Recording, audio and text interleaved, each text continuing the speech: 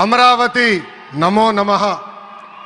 వేదిక మీద ఉన్న ఆర్కిటెక్ట్ ఆఫ్ మోడర్న్ భారత్ గౌరవ ప్రధానమంత్రి నరేంద్ర మోడీ గారికి, మన పేదల నాయకుడు గౌరవ ముఖ్యమంత్రి చంద్రబాబు నాయుడు గారికి, నా అన్న గౌరవ ఉప ముఖ్యమంత్రి పవన్ అన్నకి,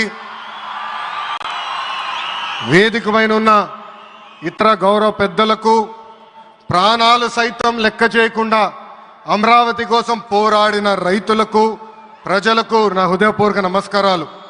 ముందుగా పహల్గామ్ ఉగ్రవాద దాడిలో చనిపోయిన వారికి నేను నివాళులర్పిస్తున్నా.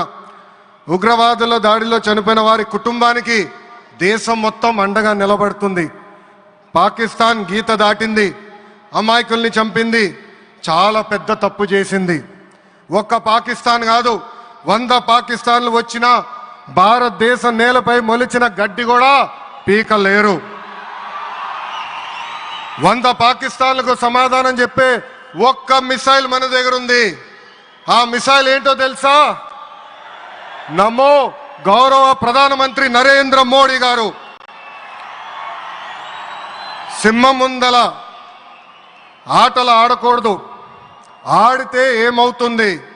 మన సింహం నమో కొట్టే దెబ్బకి వరల్డ్ మ్యాప్లోనే పాకిస్తాన్ అని మిస్సింగ్ రావటం ఖాయం.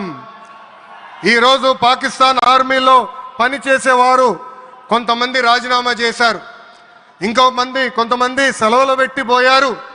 దట్ ఈస్ మన నమో.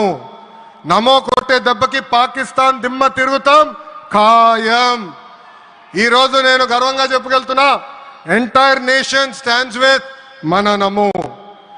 కేంద్రం ఈరోజు కులగణన చేయాలనే నిర్ణయం తీసుకుంది. ఇది ఒక నిర్ణయం కాదు, ఇది ఒక సంచలనం. Wear others hesitated for decades, Namo acted, rewriting history with courage. True to his commitment to empower the marginalized and deprived, Namo's bold stroke will deliver social justice in its truest form. నమో గారికి ఆంధ్రప్రదేశ్ అన్న, అమరావతి అన్న ఎంతో ప్రేమ. ఇప్పుడు ఆయన ఢిల్లీలో ఎంత బిజీగా ఉన్నారో మనందరూ తెలుసు. ఆయన ఈ కార్యక్రమానికి వచ్చారు.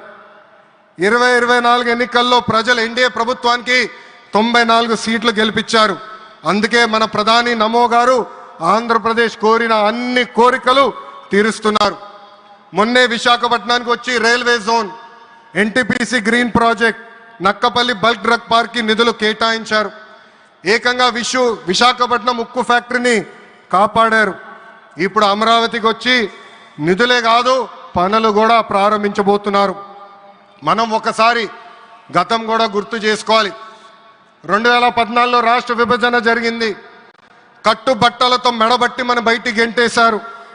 ఎక్కడి నుంచి పరిపాలించాలో తెలియని పరిస్థితి. కానీ మన సిబిఎన్ గారికి సంక్షోభాలు కొత్త కాదు.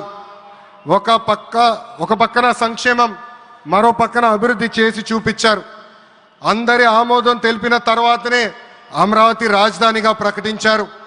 రైతులు చేసిన త్యాగం వల్ల ఈరోజు అమరావతి ఏర్పడింది. ఒకే రాజధాని, అభివృద్ధి వికేంద్రీకరణ అనే ఎజెండాతో మన ప్రభుత్వం ముందరికెళ్ళింది.